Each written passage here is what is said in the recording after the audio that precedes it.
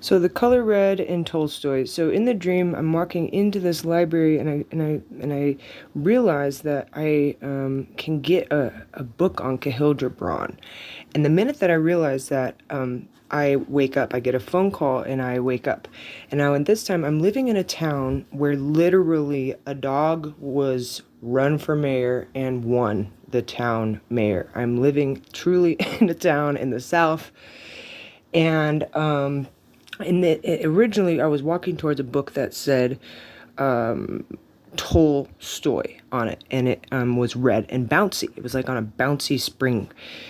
So I wake up from this dream, and I walk down to my job, I drove down to my job, and I worked at a coffee shop, and the coffee shop is one of the people that worked there owned this dog that had run for mayor. They ran the dog for mayor because the people that had run for mayor put their signs on there right outside of their property line, and they asked them not to get them involved in their politics, and they wouldn't respect their boundaries, and so they ran the dog, and the dog won for mayor.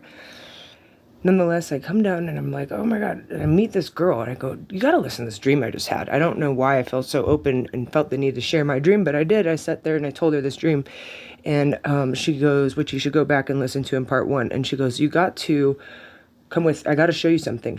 I said, okay. We jump in my car, and we drive 5 minutes up the road, and there is a little museum, like the size of a small house, and it's called Tolstoy Park. And there was a man that moved there in the early 1900s who was told he was going to die from tuberculosis. He loved Tolstoy. He was rich. He sold everything, gave all of his stuff to his sons, and he moved to this spot, and he cured himself. He took off his shoes and cured himself of tuberculosis. And I came to realize that months earlier, someone had given me a book called The Poet of Tolstoy Park, and it was about this man, and this hut was where he lived. And he loved Tolstoy, who was a Russian poet, author, Leo Tolstoy, and he actually got that man to come to that very spot and do stuff in the town. And I'm not sure if I'm going to get to the red part quite yet.